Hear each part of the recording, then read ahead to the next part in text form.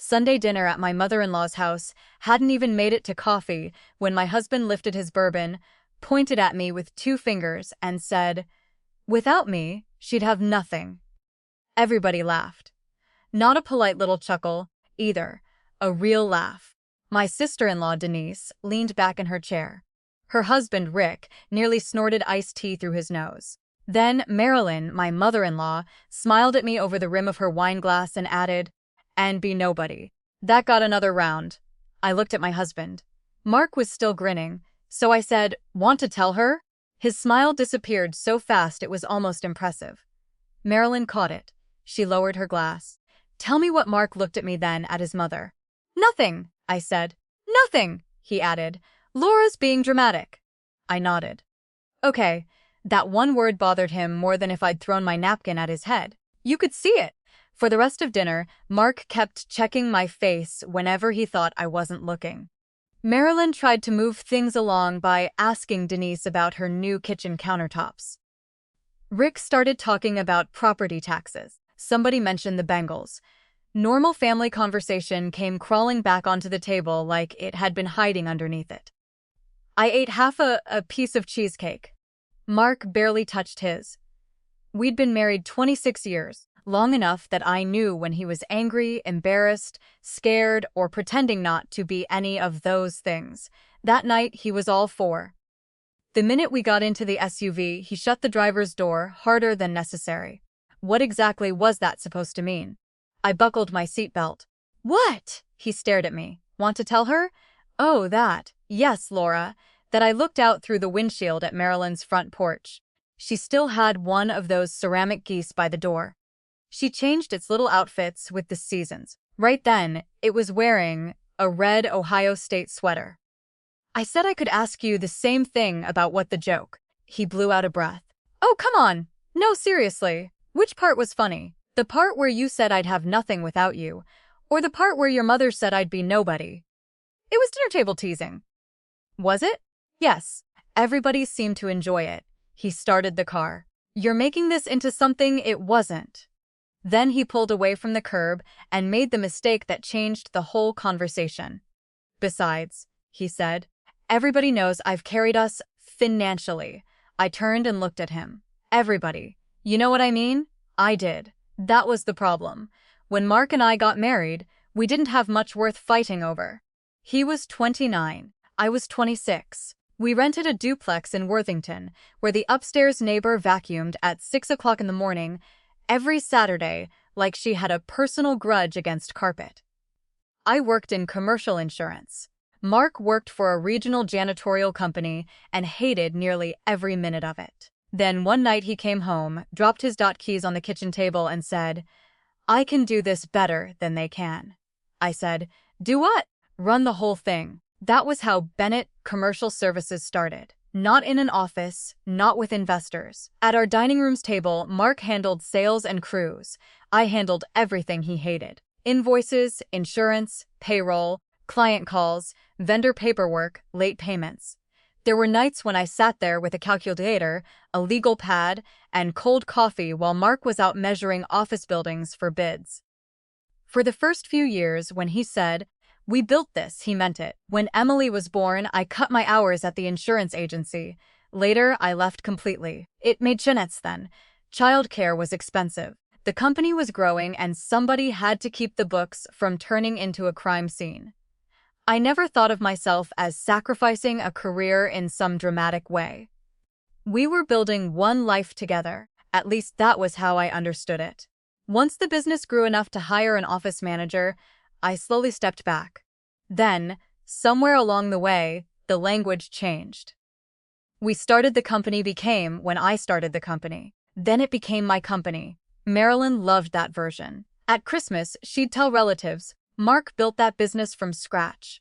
At cookouts, she'd say, "My son never depended on anybody. I usually let it go." Correcting your mother-in-law over potato salad is rarely worth the energy. But years earlier, Mark had said something I hadn't forgotten. We were going through tax papers in his home office when he tapped a folder and said, "We ought to clean up the ownership paperwork someday." I looked up. "Clean it up? How? Well, you're not really involved anymore." So, he shrugged.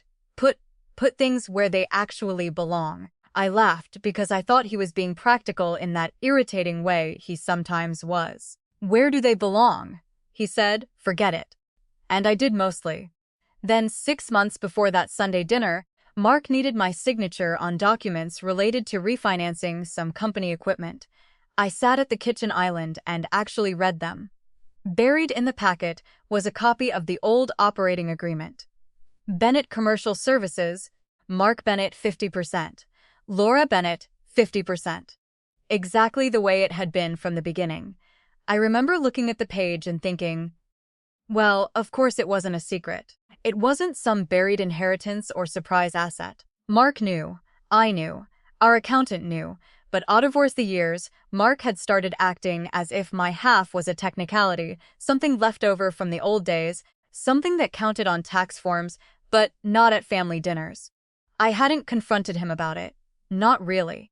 So when I asked want to tell her at Marilyn's table, I wasn't revealing anything. I was asking Mark whether he wanted to tell his mother the version of our life he never included in his speeches. But the look on his face told me something I hadn't expected. He thought I knew more than that. That night after we got home, Omar brushed his teeth, climbed into bed, and stared at his phone for a while. Then he said, "Don't embarrass me like that in front of my family again." I turned my head on the pillow. "I embarrassed you." He locked his phone. "You knew what you were doing." "No, I knew what you were doing." He reached over and switched off the lamp. Conversation over, apparently. I lay there listening to the furnace kick on. For years, I'd wondered whether Mark really appreciated what I had given up, what I'd helped build, and how much of myself had disappeared into the word wife. But that night, I started asking a different question. Not whether he appreciated me, whether he had been counting on me, never looking too closely. The strange thing was Monday morning looked exactly like every other Monday morning. Mark made coffee. I unloaded the dishwasher. He stood at the kitchen counter scrolling through emails, while I tried to find the lid to a plastic container that had apparently entered witness.protection. "You going to Kroger today?" he asked. "Probably. We're out of coffee filters." "I know. And those little oranges, clementines, whatever they're calling them this week. 26 years of marriage. And apparently that was what came after your husband announced to a room full of people that you'd be nobody without him. Clementines." Mark kissed my cheek before he left. "See you tonight." "Okay." I stood there after the garage door closed, holding that stupid plastic lid. Part of me wanted him to come back, not because I wanted another fight. I wanted him to walk through the door and say, "That was ugly. I'm sorry he didn't." By Wednesday, I was starting to wonder whether I was the one making too much of it. That's embarrassing to admit, but it's true. When you've been married that long, you don't judge the whole thing by one bad Sunday dinner. Mark had sat beside me when my father died. He'd driven through an ice storm to get Emily from college after her car broke down. When I had my gallbladder removed, he slept in that miserable hospital chair and complained only once, which for Mark was practically sainthood. We had history. Real history, good and bad. You don't throw 26 years in a dumpster because your husband acted like an ass over cheesecake. At least that was what I kept telling myself. Then Emily called. She was 24 by then, living in Cincinnati and working as a physical therapist. She usually called during her drives home, which meant I got 40 minutes of traffic patience she couldn't name and complaints about the price of groceries. That afternoon, somewhere between her telling me avocados were $2 a piece and asking whether I still had her high school yearbooks, I said, "Can I ask you something?" "Sure. Do you think your father respects me?" Silence. I could hear her turn signal clicking. Finally, she said, "Wow." "What?" That was not where I thought this conversation was going. Forget it. "No, Mom, I shouldn't have asked." "Do you want the daughter answer or the adult answer?" I sat down at the kitchen table. The adult answer. Another pause. "I think Dad loves you." I waited, she continued. "I also think he's gotten really comfortable acting like his life happened because of him." I didn't say anything. Emily said, "Are you okay?" "Yeah, Did something happen? Nothing I can't handle. That was a mother answer, and we both knew it. Then I asked, have you noticed that for a while, Mom? What? Everybody notices it. That one stayed with me. Not because Emily was taking my side. She wasn't. She was telling me something worse. What I had been explaining away privately had become visible publicly. The next morning, I called Frank Delaney. Frank had been the company's accountant since Emily still slept in a crib. He was 67, wore the same style of wireframe glasses he'd worn in 2003, and had the emotional delivery of a parking dot meter. His office was in a brick building off Sawmill Road. I told him I needed copies of some old company records. He didn't ask why. That was another thing I liked about Frank. He found the operating agreement and pushed it across his desk. There it was, my name. Mark's name, 50% each. Nothing's changed, I asked. Frank looked over his glasses. Regarding ownership, yes. No. And I'm still a member. Yes. What about that old line of credit? You're still attached to the guarantee. I leaned Fakak. So, I'm responsible enough to owe money, but not responsible enough to own anything. Frank considered that legally you own something. You know what I mean? I generally try not to know what people mean. It cuts down on liability. I almost smiled. Then his expression changed, just slightly. Has Mark discussed any restructuring with you? No. Frank took off his glasses. That got my attention. What? A few months ago, he asked me a question. What kind of question? And he wanted to know whether there was a clean way to reduce your ownership interest.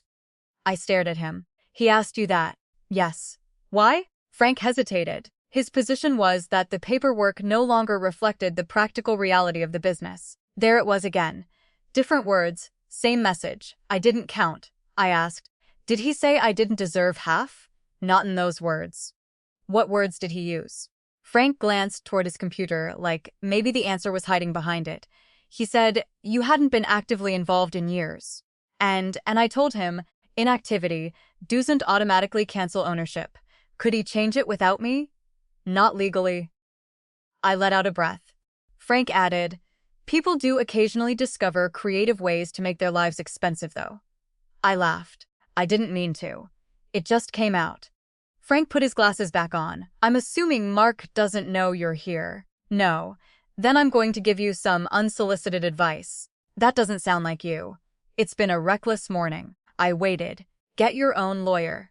That Friday, I sat across from Rachel Kim in a small conference room downtown. Rachel was 48 direct without being rude and had the unnerving habit of letting silence sit until you filled it. I explained the dinner, the company, the paperwork. Frank, Mark's question about reducing my ownership. When I finished, Rachel said, first, owning 50% does not mean you can walk into the bank Monday and take 50% of the cash. I wasn't planning to. Good. Saves us both a terrible afternoon. I liked her immediately. She explained that business ownership and marital property were related, but not identical questions. There were debts, distributions, guarantees, company obligations, valuation issues. Then she folded her hands. What do you want? I wasn't ready for that question. I want to know what he's doing, beyond being insulting. Yes. Do you want a divorce? I don't know. That answer surprised me with how quickly it came. Rachel nodded. That's allowed. I looked down at my wedding ring. I don't want revenge. Good. I mean, sometimes I do. That made her smile. If revenge is your primary goal, I'm probably going to disappoint you. My primary goal is figuring out whether my husband has already decided I'm disposable. Rachel's smile disappeared. That, she said, is a much better question. I authorized her to review what she could legally obtain and what Frank could provide with the proper permissions. Then I went home. Mark was grilling chicken. He handed me a glass of iced tea and asked why I'd been gone so long. Errands, he nodded. For 3 days, nothing happened. On Monday afternoon, my phone rang. Rachel, I answered from the laundry room. Hi, Laura, there's a warehouse involved. I stopped folding one of Mark's shirts. What warehouse? The one Bennett Commercial Services owns on Westbelt Drive. I know it. There's a pending sale. I sat down on the edge of the dryer. Mark never told me, I figured. I looked toward the hallway, even though I was alone. How far along? Far enough that I think you need to see the documents. Then Rachel paused. There's something else attached to this. What a property near Indian Lake. I frowned. What property? A cottage. I waited for the rest. Rachel said, Laura, have you and Mark been talking about buying a lake house? No, and for the first time since Sunday dinner, I stopped wondering whether this was about my pride. The cottage was on the north side of Indian Lake, about an hour and a half from our house. Rachel turned her laptop toward me when I got to her office the next morning. It wasn't some mansion with a boat dock and 6 bedrooms. It was a modest 2-bedroom place with gray siding, a screened porch, and a patch of grass running down toward the water. The kind of place Mark and I might have looked at together. That was what bothered me. How much? I asked. $245,000. And who's buying it? Rachel enlarged the draft purchase agreement. There were 2 names, Mark Bennett, Marilyn Bennett. I read them twice, not me. No. Maybe his mother is paying half. Maybe Rachel had a way of saying, maybe that reminded you. It wasn't the same word as yes. She showed me the warehouse documents next. Bennett Commercial Services had bought the building 7 years earlier. We used part of it for equipment storage and leased out the rest. Mark had apparently decided the money tied up in the property would be more useful elsewhere. That wasn't necessarily a bad business decision. After the mortgage balance fees and closing costs, the company expects to clear somewhere around $180,000. The problem was what Mark planned to do afterward. Some of the money genuinely needed to stay in the business. 2 floor machines were nearing the end of their lives. Cash reserves weren't great. One of our larger office clients had developed the charming habit of paying 60 days late and calling it 30. But Rachel had found paperwork suggesting part of the transaction was being coordinated around the Indian Lake purchase. Is this illegal? I asked. I'm not calling it that. Is it wrong? Rachel leaned back. As your attorney, I'm going to use less satisfying language. It raises questions. You lawyers really know how to ruin a good sentence. We bill hourly for that. I smiled despite myself. Then I looked at those 2 names again. Mark and Marilyn. Months earlier, Marilyn had been sitting in our backyard drinking lemonade when she'd said, "Wouldn't it be wonderful if the family had a place on the water?" Mark had been working the grill. He'd laughed. Maybe someday. I had been sitting 6 feet away. Apparently, someday had gotten considerably more organized since then. What happens if I don't agree to the warehouse sale?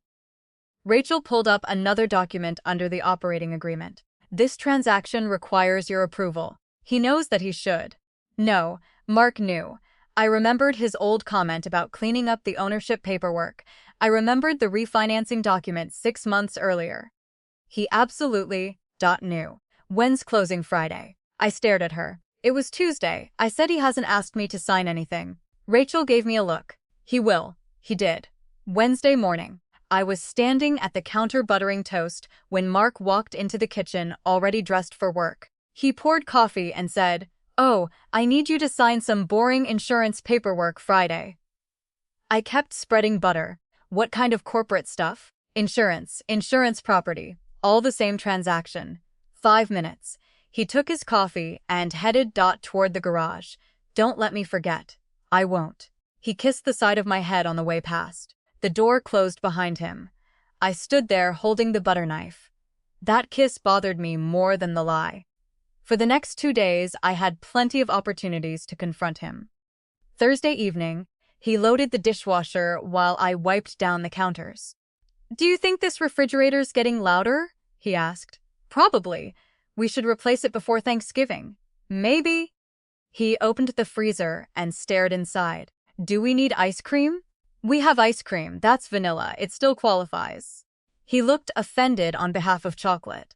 I watched him standing there in his socks arguing about ice cream, and for a few seconds, I could almost convince myself that Rachel's documents had some innocent explanation. This was the man who'd sold his base boat in 2002 because we were short on payroll.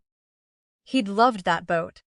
He complained about selling it for approximately the next 11 years, that Mark wouldn't have bought property behind my back. But people don't become different people all at once. Sometimes they just get comfortable doing one small thing after another because nobody stops them. Friday afternoon, Mark came home early.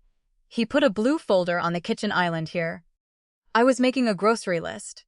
What is it? The stuff I told you about. He opened the folder and tapped a yellow tab. John Hancock right there. I picked up the first page. Mark grabbed an apple from the fruit bowl. I started reading. After about 3 minutes, he checked his phone. After 5, he said, "Laura, seriously, you said it would take 5 minutes to sign it. I'm reading it. It's standard." I turned another page. Then it should be easy to understand. He stopped eating the apple. I reached the sale documents. Westbelt Drive, purchase price, closing costs, loan payoff. I read far enough to make sure I had what Rachel and I had discussed. Then I looked up. What's the warehouse selling for? Mark didn't even blink before he said, "Who told you there it was?" I put the paper down. Interesting. What? You didn't ask what warehouse. He stared at me. Laura, you didn't ask what I meant. You asked who told me. He tossed the apple core into the trash. Frank, no. Then who? Who? Why does that matter? Because these are company matters. I almost laughed. Apparently, he rubbed his forehead. The warehouse is underused. We're selling it. We need liquidity. Okay, that seemed to throw him. Okay, I understand why selling the Warren house might make sense. Then what's the problem? What are you doing with the money, reinvesting it? All of it. He looked away for maybe half a second. That was enough. I said, "How's Indian Lake this time of year?" His whole body went still. "Excuse me." The cottage. Silence. Then he pulled out a chair. "Okay, before you get worked up, I am remarkably unworked up. My mother and I have been looking at a place. I know, it would be for everybody. Everybody. The family. And my family. Don't do that. I'm asking because my name isn't on it." He sighed. "My mother was going to contribute." "How much?"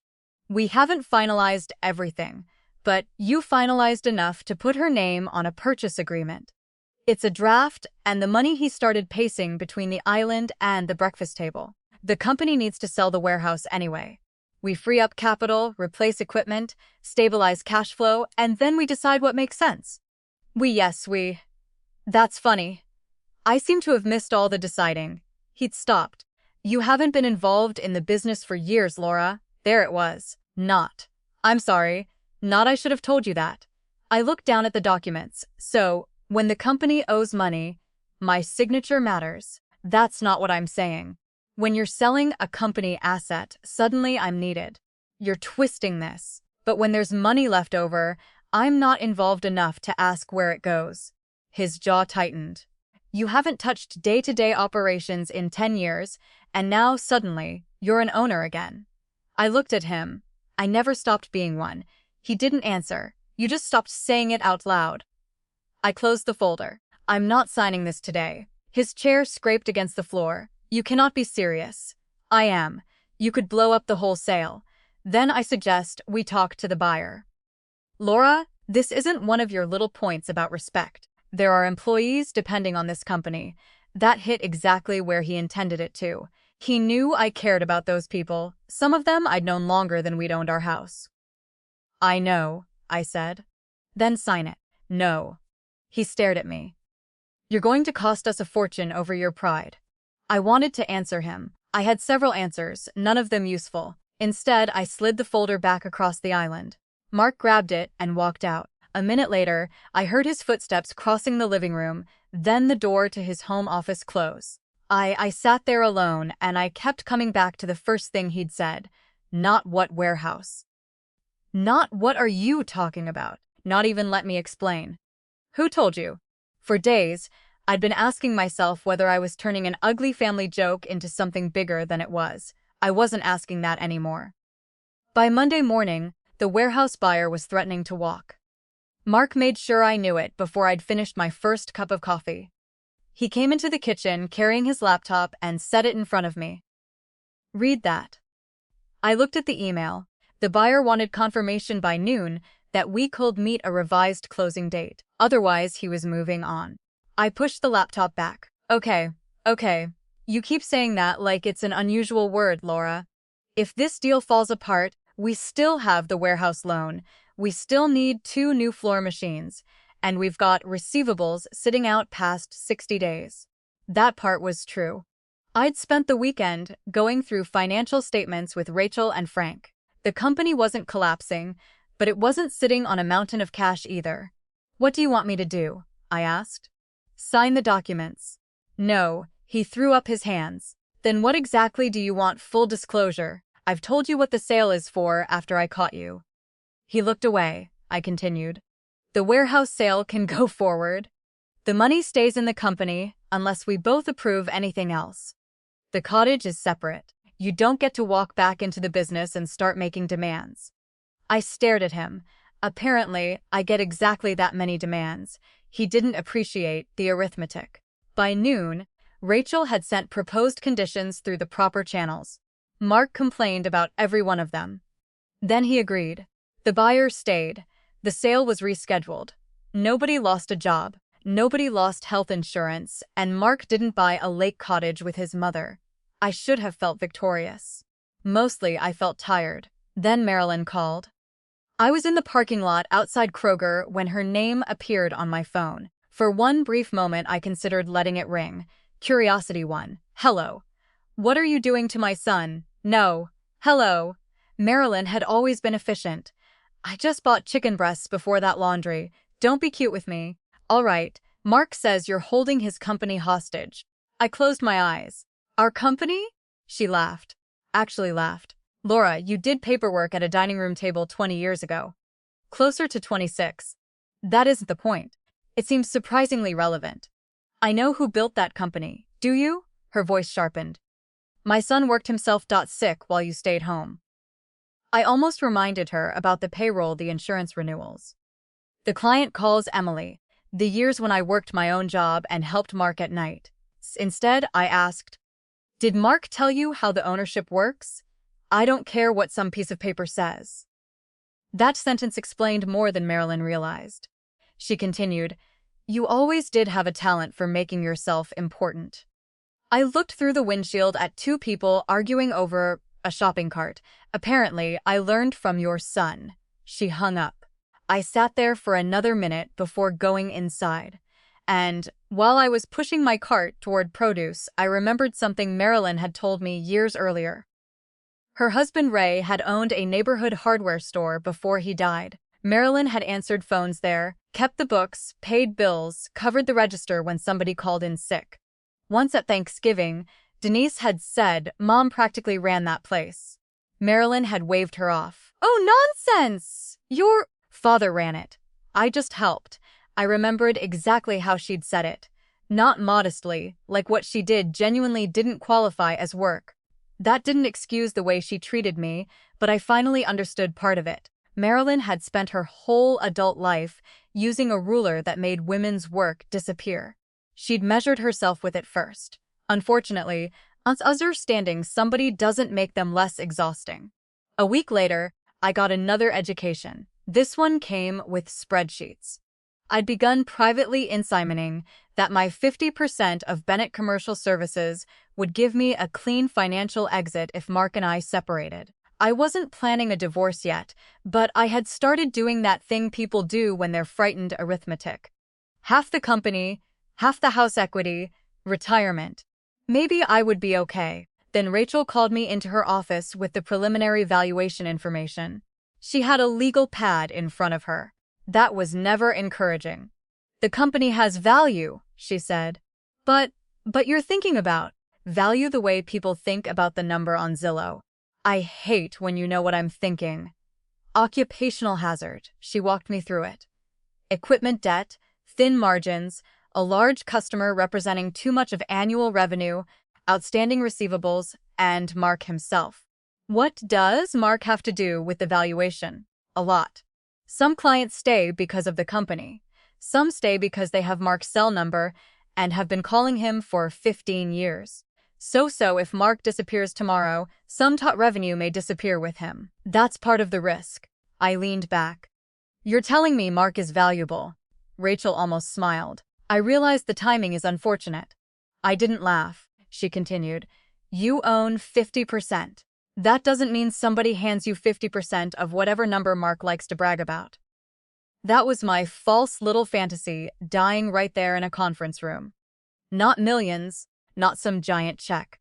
Certainly not enough to make starting over painless. Over the next couple of weeks, the taut reality got less attractive. Legal bills started arriving. Rachel wasn't cheap.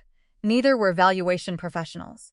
I updated my resume for the first time in years and searched commercial insurance jobs around Columbus. Half the postings mentioned software I'd never used.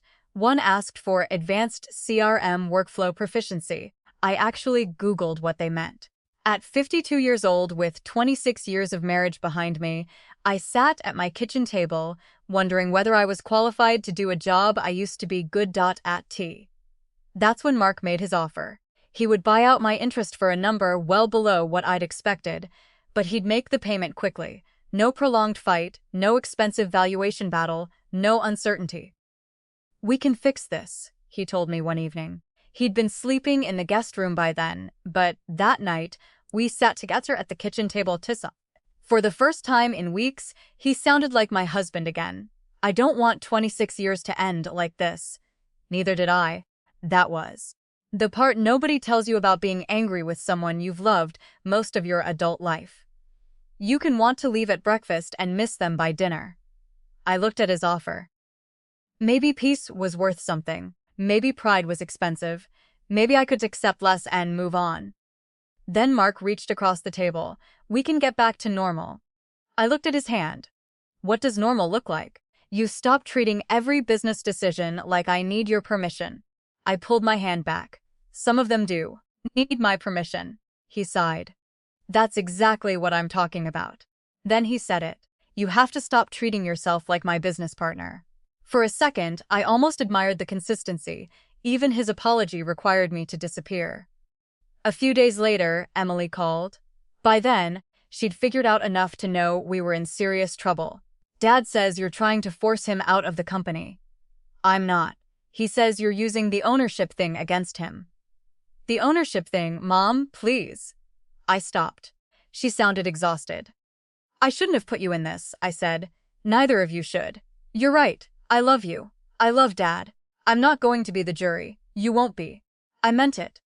Whatever happened between Mark and me, our daughter wasn't going to become Exhibit A. That Thursday afternoon, I was sitting at my computer staring at Mark's buyout proposal again. My cursor was hovering over an email to Rachel. I had almost convinced myself to tell her to negotiate from there. Then my phone buzzed. It was Carlos Ramirez. Carlos had been with Bennett Commercial Services almost from the beginning. "Annual dinner next Thursday. You are coming, right?" I typed. "I don't think Mark wants me there." The reply came almost immediately. "Didn't ask what Mark wants." Then another message. "You signed my first paycheck. Come eat some lasagna." I stared at that one for a while. Then I closed Mark's proposal and typed, "Okay." I almost didn't go. I drove all the way to the restaurant, found a parking spot, turned off the engine, and sat there with both hands on the steering wheel. The annual Bennett Commercial Services dinner was being held at Bellini's, a family-owned Italian place on the northwest side of Columbus. We'd used it for years because they had a private room big enough for employees and spouses, without making us commit to some hotel banquet package. Through the front windows, I could see people moving around inside. People I knew, people I hadn't seen in years. For a minute, I felt ridiculous. I was 52 years old, sitting in a parking lot because I was afraid to walk into a company dinner for a business I legally owned half of. Then somebody knocked on my window. I jumped. Carlos Ramirez was standing outside grinning. I lowered the window. "You planning to eat out here?" I was considering it. "They charge extra for parking lot lasagna." I laughed. Carlos opened my door. "Come on." So much for my graceful escape. I wasn't wearing anything dramatic. Black slacks, low heels, a dark green blouse, the small gold earrings Emily gave me for Christmas. I wasn't there to make an entrance. Unfortunately, I made one anyway. Mark was standing near the bar talking to two supervisors when he saw me. He stopped in the middle of a sentence. Marilyn was sitting with Denise at one of the tables. She saw me next. "Well," she said when I got close enough. This should be interesting. I was promised lasagna. Carlos, still beside me, said, I stand by my promises. Even Denise smiled at that. Mark didn't. He came over a few minutes later. Can I talk to you? We're talking privately. Carlos took the hint and wandered off. Mark lowered his voice. Why are you here? Carlos invited me. This is an employee dinner. I know. You haven't attended in years. I know that too. He stared at me. Are you trying to make some kind of point? No, that was the truth. I didn't have documents in my purse. Rachel didn't know I was there. I hadn't rehearsed anything in the mirror. I wanted dinner. And maybe I wanted to remember whether there was still any part of that company where I existed outside Mark's version of the story. We sat down. Dinner was surprisingly normal at first. I talked to Janice Miller, who'd worked in the office years ago. Carlos introduced me to his wife again because apparently I'd forgotten meeting her twice. A younger supervisor named Tyler called me Mrs. Bennett until I finally told him if he did it one more time, I'd add 10 years to his age out of spite. For 40 minutes, I almost enjoyed myself. Then Mark stood to give his speech. He'd always been good at that. He thanked everybody for another successful year. He talked about starting with 1 used van and 2 office cleaning contracts. He mentioned the years when he cleaned buildings himself during the day and wrote bids at night. All true. Then he said, there were a lot of people who thought I was crazy. A few people laughed. My dad thought I should keep a regular paycheck, but Mom always believed I'd make something out of it. Marilyn smiled proudly. Mark raised his glass toward her. To the person who believed in me before anybody else did, people applauded. I didn't. Not because Marilyn didn't deserve his gratitude, because I remembered sitting at our dining room table, entering invoices at 11:30 at night, while nursing Emily every 3 hours. Apparently, I hadn't believed in him. I'd just been nearby with QuickBooks. Mark thanked several employees, then he stuttered, wrapping up. Carlos called from 2 tables over. You're forgetting somebody. Mark smiled. I'm sure I'm forgetting several people. Laura. The room got quieter. Mark looked at me, then he gave a small laugh. Of course, Laura supported me at home through all those crazy early years. Supported him at home. I looked down at my water glass. Marilyn nodded. That's right. Every successful man needs a supportive wife. I still didn't say anything. Carlos did. She hired me. Mark's smile tuckened. Carlos looked around the room. Laura hired me in 2002. Janice lifted her hand. She used to hand me my paycheck every Friday. Someone near the back said, didn't she handle the insurance stuff too? Yes, Janice said. For years. Mark put one hand on the back of his chair. All right, nobody's saying Laura didn't help. Marilyn apparently decided Mark needed rescuing. Nobody is taking anything away from Laura, she said. But let's not rewrite history. Mark created what all of you have today. The room went awkwardly still. She looked at me. There's no shame in admitting your husband provided your life. There it was again, different dinner.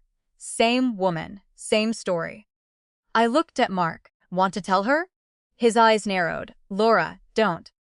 Marilyn turned toward him. Tell me what nobody moved. I could hear a server collecting plates in the main dining room, I said. Tell your mother who owns Bennett Commercial Services. Mark looked around the table, then at me. Really? Yes. He rubbed his thumb along the edge of his glass. We both do. Marilyn frowned. Both who Frank Delaney was sitting 3 seats down from Carlos. He set his fork on his plate. Mark and Laura 50/50ths since 2000. Marilyn stared at him. That can't be right. Frank took a sip of water. The IRS has been surprisingly relaxed about it for 26 years. A few people laughed. I did too. Marilyn didn't, but Laura hasn't worked there in years. Carlos leaned forward in his chair. Neither have you. That ended that. Then Janice spoke quietly. When Bill had his bypass, Laura called me. I turned toward her. I'd almost forgotten Janice hadn't. She told me to stay at the hospital with him. Said my paycheck would be there Friday, and we'd figure everything else out later. She looked at me. It was that hit me harder than anything else that evening. Not 50%, not the operating agreement. That's something I'd done 20 years earlier because it needed doing. Somebody remembered. Mark's face had gone red. So this was the plan. I looked at him. What plan? Come here and humiliate me in front of my employees. Your employees invited me. You could have corrected all of this privately. I stared at him. Mark, I've been private for 26 years. He shook his head. This is unbelievable. No, what's unbelievable is that telling the truth feels like humiliation to you. Nobody spoke. I didn't want a trial in a restaurant, so I kept it simple. I didn't take money from this company. I didn't stop the warehouse sale. I didn't threaten anybody's job. I asked to see a major transaction before I signed it. Mark cut in. You held it up for a few days. You've been out of operations for a decade. Yes, then stop acting like you built everything I built. That was the moment. I could have listed every invoice, every client call every night at that dining room table. I didn't. No. I said that's the difference between us. He looked at me. I'm not claiming your half. I waited. I'm asking you to stop claiming mine. Nobody laughed. Marilyn looked down at her napkin. I turned toward her. You were right about one thing, Marilyn. Mark worked hard. She looked up. So did I. I picked up my purse. Carlos said, You're leaving before dessert. Apparently, I've developed standards. That got one small laugh, which was exactly enough. Outside, the air had turned cold. I was halfway to my car when I heard the restaurant door open behind me. Laura, Mark. I stopped. He came toward me, but not with the anger I'd expected. He looked tired, almost frightened. Are you really going to end 26 years over this? For a second, I saw the man I'd married, and that made my answer harder. No, Mark. He waited. I unlocked my car. I'm trying to figure out how many years ago you already did. Then I got in and drove home. The company dinner didn't save my marriage. It didn't end it that night either. Real life is inconvenient that way. You can say the perfect thing in a restaurant parking lot, drive home, feeling absolutely certain, and then wake up the next morning wondering who gets the good coffee maker if you separate. Mark came home about an hour after I did. He slept in the guest room. The next morning, we passed each other in the kitchen. He opened the cabinet. We're out of filters. I bought them Monday. Where pantry? Second shelf. He found them. Thanks. That was our first conversation after 26 years of marriage had essentially cracked open in front of 30 people. Coffee filters again, real life. Within 2 weeks, we were talking through attorneys.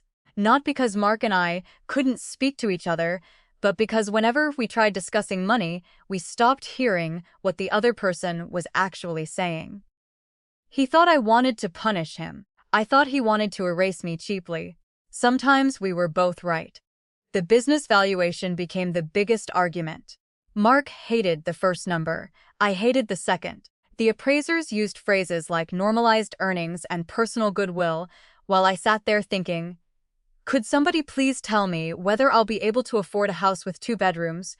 Rachel kept me grounded. One afternoon, after I'd spent 10 minutes complaining about a valuation adjustment, she put down her pen. Laura, what do you want your life to look like a year from now? Preferably without invoices from you. Then stop calling me. I laughed. She didn't. I'm serious. You can fight every number. You may even win some of those fights. But winning costs money too. That was something I'd had to learn. Being right wasn't free. Neither was leaving. Mark eventually agreed to buy my interest in Bennett Commercial Services through payments spread over several years. It wasn't a giant check. There was no champagne. Nobody handed me a suitcase full of money, while Mark stood in the rain, regretting his life choices. The number was fair, not perfect. Fair. Our house in Dublin went on the market. That hurt more than selling my share of the company. We'd lived there 18 years. Emily had learned to drive in that driveway. There were pencil marks inside the laundry room door where we'd measured her height until she was 14. And announced that measuring children was creepy. The young couple who bought the house had 2 little boys. At closing, the wife asked if I wanted the height marks removed before they moved in. No, I said. Paint over them if you want. She didn't. She told me later she planned to put her boys' marks beside Emily's. I liked that. The cottage at Indian Lake never happened. Mark kept the company. I kept my retirement accounts under the settlement terms, received my share of the marital property, and started looking for somewhere smaller. I found a townhouse about 15 minutes away, 2 bedrooms, on-a-car garage, tiny patio. The kitchen wasn't nearly as nice as the one I'd left, but every drawer in it was mine. That felt surprisingly good. The harder part was work. I called a woman named Susan Keller, who'd worked with me in commercial insurance years earlier. She now ran a small independent agency. I expected a polite lunch. Instead, she said, "Can you start 3 days a week? I nearly dropped my phone. You haven't even interviewed me. I worked with you for 7 years. That was a long time ago. So was high school. I still know how to read." The first month humbled me. The insurance business hadn't waited patiently for Laura Bennett to return. The software was different. The portals were different. Half the paperwork wasn't paper anymore. On my 3rd day, I locked myself out of a client management system twice before lunch. A 27-year-old coworker named Josh came over. "Need help?" "No," he waited. "Yes, he fixed it in about 40 seconds. I said, "I used to run payroll for 28 people. That's great. I handled workers' comp audits. Impressive. I negotiated commercial renewals." He nodded at my screen, and today we're mastering passwords. I looked at him.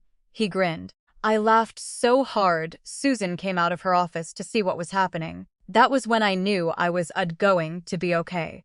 Not because I'd suddenly become successful again, because I could be bad at something for a while without feeling ashamed.